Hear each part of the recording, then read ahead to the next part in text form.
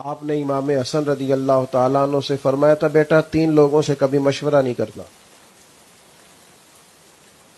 حضور کس سے؟ فرمایا بیٹا بزدل سے کبھی مشورہ نہیں کرنا.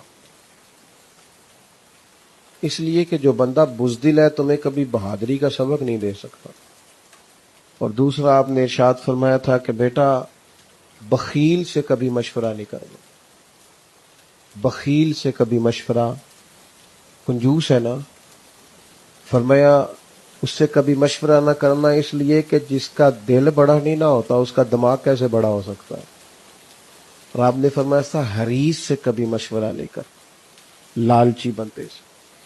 اس لیے کہ وہ جب بھی تمہیں رائے دے گا اپنا فائدہ دیکھ کے دے گا، کبھی تمہارے حق میں رائے نہیں دے گا. وہ دیکھے گا کہ حالات کس طرح کے، تو میرے ساتھ کس طرح یہ آدمی ٹھیک چل سکتا ہے. یہ دانائی ہے، حکمت ہے. مسلمانوں کا یہ مسئلہ ہے کہ یہ نبی پاک سے پیار تو کرتے ہیں اور الحمدللہ بڑا کرتے ہیں، لیکن یہ پیار کو جہتوں اور سمتوں میں قید کرتے ہیں. یعنی مسجد میں آ کے درود شریف پڑھتے وقت اگر حضور کے غلام ہوتے ہیں تو فیصلہ کرتے وقت اور اپنے حق میں فیصلہ سنتے وقت اس وقت بھی ہمیں نبی پاک کا ہی غلام ہونا چاہیے. ہمیں ووٹ لیتے وقت بھی حضور کے غلام اور ووٹ دیتے وقت بھی نبی پاک صلی اللہ علیہ وسلم کے غلام. جب تک نظام نافذ نہیں ہوتا، نظام،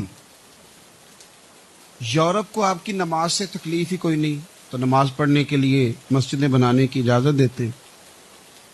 قرآن پاک جتنا مرضی آپ وہاں پڑھیں وہ اجازت دیتے ہیں. آپ زکاتیں دیں جتنی مرضی، وہاں سے لوگ چندے اکٹھے کر کے یہاں نہیں لے آتے، کریں جو مرضی. ان کو آپ کی نہ نماز سے پریشانی ہے، نہ مسئلہ زکات سے پریشانی ہے، نہ صوم و صلات سے مسئلہ ہے. ان کو تو مسئلہ یہ ہے کہ کچہری میں کہیں نبی پاک کا دین نہ آ جائے. ان کو تو مسئلہ یہ ہے کہ کہیں پارلیمنٹ میں حضور کا دین نہ آ جائے.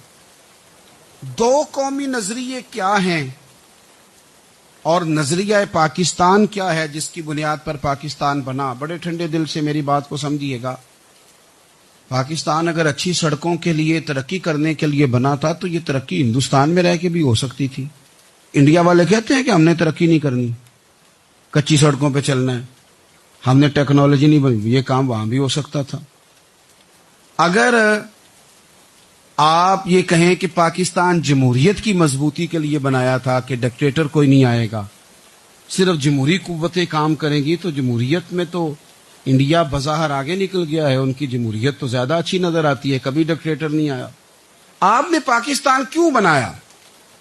اگر آپ نے یہی کام کرنے تھے، فحاشی اور یانی اور جو مرضی جس کے من میں آئے کرے، اور کوئی فرق نہ ہو یہاں کے اور وہاں کے کلچر میں، رشوت خوری، بھتہ خوری اور ناجائز فروشی، سارے کام اگر ہونے تھے تو یہ کام وہاں بھی ہوتے ہیں.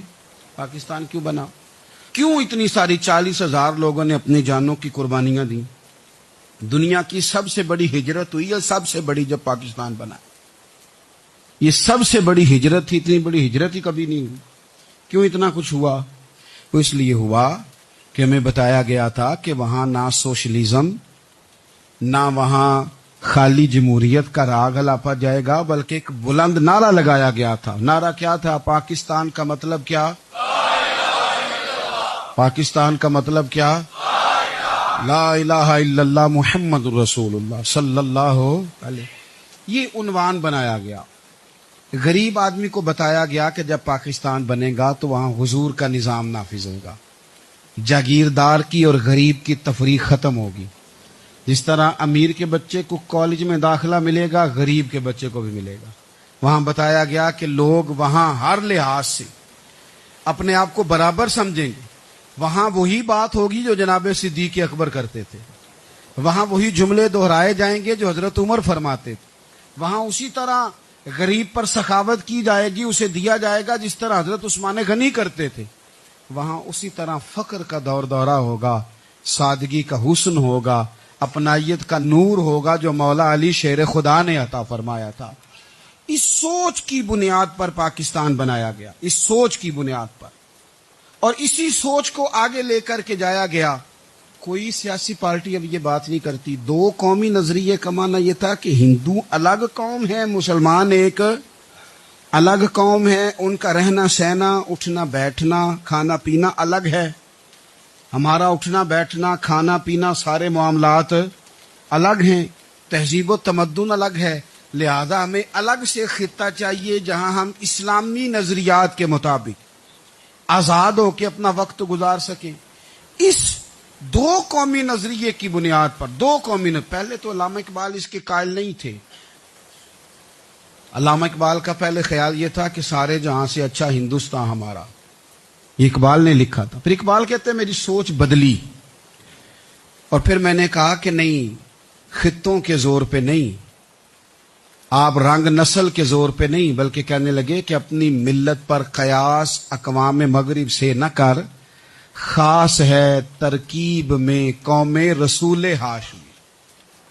آپ جو تقسیم کریں گے, یہ جو تقسیم ہوئی ہے نا عرب کی, یہ مذہب کی بنیاد پہ نہیں ہوئی. یہ تو ان کی ذاتی لڑائیاں تھیں, چھوٹا سا دبئی بن گیا, چھوٹا سا مسقط, چھوٹا سا ابو ظبی. یہ تو ان کی ذاتی لڑائیاں تھیں, قبیلوں کی لڑائیاں تھیں, جنگیں تھیں, چھوٹے چھوٹے ملک الگ سے تقسیم ہو گئے. یہ مذہب کی بنیاد پہ ایسا نہیں ہوا. دنیا میں جتنی ریاستیں ٹوٹ کر بڑی ریاستوں سے الگ ہوئی تو اس میں یہ تھا کہ ہماری قوم الگ ہے, ہم سردار علیحدہ سے ہیں, اس لیے ہم علیحدگی پسند ہیں. دنیا کے اندر دو ہی وطن ہیں جو دین کے نام پہ بنے, دو ہی اسٹیٹ ہیں جو اسلام کے نام پر وجود میں آئیں. پہلی مدینہ منورہ ہے اور دوسری پاکستان ہے. خالص مذہب کے نام پر یہ دو ریاستیں وجود میں ہیں, ایک مدینہ طیبہ اور دوسرا پاکستان. پاکستان کا مطلب کیا؟ لا الہ الا اللہ محمد رسول اللہ صلی اللہ علیہ وسلم. اس بنیاد پر اس وطن کو, خطے کو حاصل کیا گیا, یہی نعرہ لگایا گیا.